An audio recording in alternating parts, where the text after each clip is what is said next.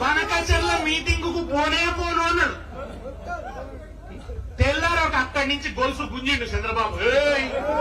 ఏమో ఎక్కువ మాట్లాడుతున్నాడు. తెల్లారొకలు ఉరికిండు. ఉరికి అక్కడ కూర్చొని బాంచని కాల్మొక్త ఏం చేయమంటావు?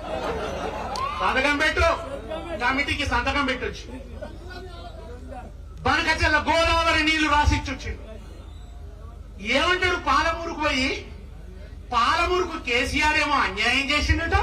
ఇది పెండింగ్ ప్రాజెక్టులు పూర్తి చేసి లక్షలాది ఎకరాలకు నీళ్లిచ్చి తిరుగు వలసలు వచ్చేటట్టు చేసి పాలమూరుకు ఇతర రాష్ట్రాల నుంచి వచ్చి నాట్లేసేటందుకు ఇతర రాష్ట్రాల వాళ్ళు వచ్చేటట్టు పాలమూరును అభివృద్ధి చేసిన కేసీఆర్ ఏమో అన్యాయం చేసిండట. చంద్రబాబు న్యాయం చేసిండట. రేవంత్ మాట్లాడుతాడు. చంద్రబాబుకు విజ్ఞప్తి చేస్తాడయ్యా, మీరు సహకరించండి. సహకరిస్తాడా చంద్రబాబు నాయుడు?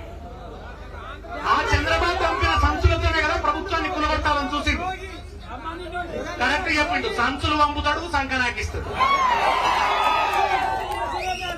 ఆ చంద్రబాబు దగ్గర సంతకం పెట్టొచ్చు.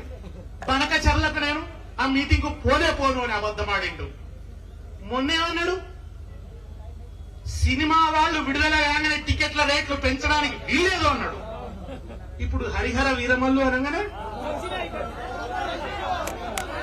రేవంత్ రెడ్డి గొంతులో ముళ్ళు దిగింది. వీరమల్లు ముళ్ళు దిగింది. ఇప్పుడు రేట్లు పెంచుకోవచ్చు. పవన్ కళ్యాణ్ అయితే రేట్లు పెంచుకోవచ్చు.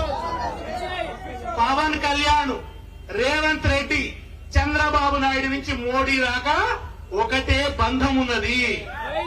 ఒక బంధం నడుస్తున్నది. వాళ్ళ తిరిగి తెలంగాణలో తెలుగుదేశం జెండా ఎగిరేయాలన్నది వీళ్ళందరి కుట్ర. కేసీఆర్ ఇక్కడ తెలుగుదేశం లేకుండా చేసిండు. అందుకని కేసీఆర్ లేకుండా చేయాలని వీళ్ళందరి వాళ్ళ బదులుకున్నారు. బదులుకొని చేస్తున్న దుర్మార్గం. ఆ దుర్మార్గంలో భాగమే ఇవాళ టీఆర్ఎస్ నాయకుల మీద పెడుతున్న కేసులు. 5,000 కేసులు పెట్టిండు.